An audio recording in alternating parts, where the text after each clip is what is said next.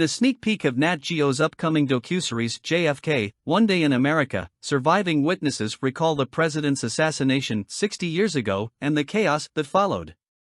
60 years after President John F. Kennedy's assassination, some of the last surviving witnesses are sharing their testimony of that day and the events that followed for the first time in a documentary. Former journalist Peggy Simpson, Dallas reporter Bill Mercer, and former police officer Rusty Robbins recall what they experienced on November 22, 1963, in JFK, One Day in America, the second installment of National Geographic's Emmy Award-winning One Day in America historical docuseries franchise. The series, which premieres November 5 to mark the 60th anniversary of Kennedy's death, serves as something of an oral history from the perspectives of those on the ground, tapping into their lived experiences. It was just impossible to believe, Mercer, who was the first to inform Lee Harvey Oswald he was being charged with murder, says in the series of first learning that Kennedy had been shot. But the tragedy surrounding the president's death would soon be eclipsed by the murder of Oswald himself just 2 days later when authorities were preparing to transfer him to the Dallas County Courthouse.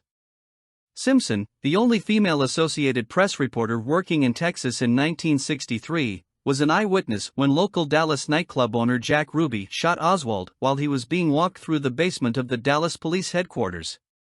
"I was on the phone with my bureau chief and I heard the cops say, 'This is Jack Ruby,'" Simpson recounts in an exclusive clip obtained by People. Simpson's boss, she adds, responded, "What? I drink in his bar. How can this be?" He was a known person. He wasn't someone they expected to do any harm, Simpson adds. Robbins echoes the shock of learning that it was Ruby who fatally shot Oswald. "I was sorry that he had messed up like that. He committed a grave error, one that you can't eradicate," Robbins says in the series. He continues, "Jack did what he did. He wanted to be somebody. Everybody loved the president, so everybody hated the man who had killed the president.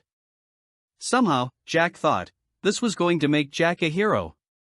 The 3-part limited series, in official collaboration with the 6th Floor Museum at Dealey Plaza in Dallas, will encompass a comprehensive account of that tragic moment in American history and the ripples that followed, according to a press release.